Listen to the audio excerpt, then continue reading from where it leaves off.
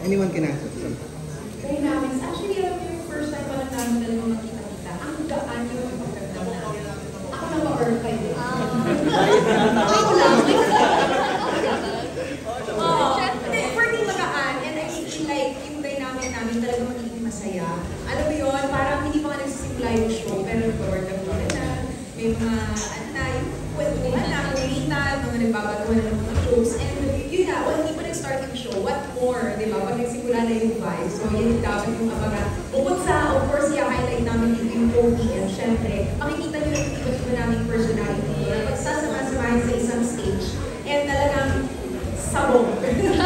Magpapasabong lahat. And magpapasaya rin sa lahat. I disagree with that. Ay, gano'n! Anyone pa? If you want to sabihin. Galing ko doon ah. Ano ba, dynamics? Feeling ko feel factor dito mga bata pa kasi kami. We're all in the same group. Same age group somehow. Diba? At pagdating sa mga biruan, sa mga music, sa mga taste, sa culture, we're all, you know, you're all on the same level. We understand the joke and stuff. Especially when it comes to music also, we like the same type of music. So I guess this is gonna show it to our show talaga at ipakita rin sa mga fans at mga mananood. Thank you. Thank you so much, Rox. We have one question and go out of the back.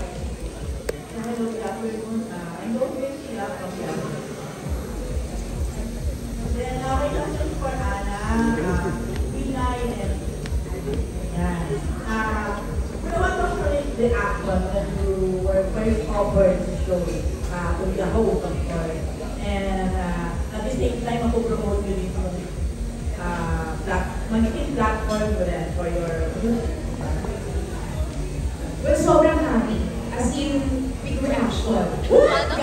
What? Really good. Very, very thankful. Commercial level. Commercial. No, but seriously, very, very grateful for this opportunity. Kasi unang-una sa lahat, yung show na pinagsama-sama lahat ng mga bagay na talagang love kong gawin. Yung talagang very passionate ako. Performing, singing, of course, naging music, and of course, posting. Pagpapasaya ng mga kapatid natin. Pinagsama-sama sa, sa isang show. And this is a fan-powered show. So, ako, I love interacting sa mga fans and supporters because sila napakahalaga nila sa atin. And isa sila sa mga talagang instruments na, alam mo yun, tumutulong para ipagpatuloy natin yung entertainment, syempre. So, for me, lahat ng yun, talagang sobrang na-excite ko kasi lahat pinagsama-sama talaga dito sa show na to. That's why this is the hottest music countdown show ng bansa. Ako pala. Saan pala ako? Of course, I am really, really grateful kaya wala sinabi ni Ate Ana. And I'm so happy. But at the same time, meron po sa akin pressure. Kasi syempre, bilang isang host, nabigyan din kami ng responsibility. So, ayun po. But I guess, hindi naman ko binigay sa akin ni Lord kung hindi ko kakayanin, kung hindi ko rin gagawin yung best ko. So, yeah, I'm grateful. And at the same time, siguro masasabi ko rin na happy din ako kasi may connection with the fans. And yun din po talaga yung gusto ko. Connected with the fans. So, yeah, thank you po. Same po. Same po yung sinabi. Pero yeah, sobrang sayo ko nung una kong malaman na magiging part ako nito. Kasi actually, meron po akong podcast before. So parang hindi ko yung isang naging pattern ko na parang pwede pala ako mag-post. You know? So nung nalaman ko na OPM pa, sobrang fan ko kasi talaga ako ng OPM music. Mas lalo na ng hip-hop, local music natin. Actually, recently, na pumunta ako ngayon sa mga events nila and kinukwento ko yung idea ng vibe para at least malaman nila na may ganito ng platform. Lalo na ngayon, sobrang lakas ng hip-hop community. So siguro kailangan ng ganitong platform para mabigyan sila ng opportunity. At ayun, sabi ko nga rin sa mga before, dream come true eh. Kasi growing up, napapanood natin yung Showtime. Ako, napapanood ko yung Showtime. Ito, napapanood ko natin before. Hindi, pero idol kasi yung mga OG itong mga ito eh. So, yung maging part ng show na kasama yung mga hashtag, yung mga galing na host natin. Sobrang isang karangalan. And can't wait na unuwan natin yung ibang mga segments natin. Mapakilala yung story nung kanta behind it. At ayun, sana sunod ko ito. Ano parang additional question lang kung Ryle, will you take any lecture pa ba? Kasi parang sa line-up, feeling ko ikaw ang consider veteran ako. Tita Rose, subukin na sa nanay ko. Tinawag na rin naman ka. Confident. Siguro both, I do feel pressure and I can't feel any pressure right now. Parehas yun. Siguro kasi, okay, bigyan nyo po line natin, everybody here is a genius in their own field. Lahat sila ay established sa kanilang careers, diba? Every single one of them.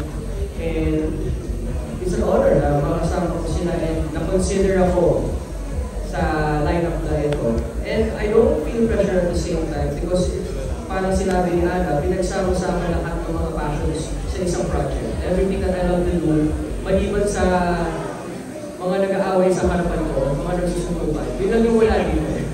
And it's here. So I'm very happy, I'm very thankful sa MQuest TV5, Sir Pete especially. Thank you so much. And to you, Tita Rose. Thank you so much. Well, Sean Bell, veteran mo na pala. Next question, yes, please. I've been from different perspectives. So my question is for everyone, so everyone can answer. Siguro, what separates the right jobs from the other jobs out there? Kasi, alam naman natin na madami yung jobs from mga studios, networks, pero ang sa tingin nyo,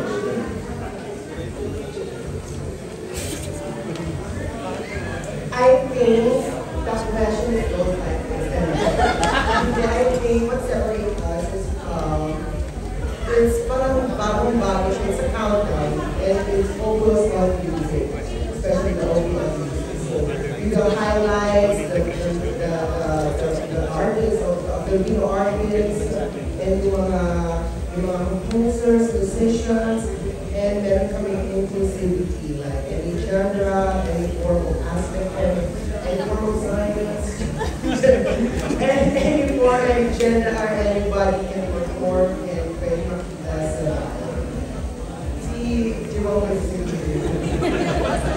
Okay, ako naman sinabi ni Matthew, alam pa ba, what also separates us is that we want jobs to also be performed in open us, that will be in our show. That's what separates us like we don't think any other music shows does that, so nakita nyo lang yan dito sa amin sa bahay. every week may performance, may voting, may power talaga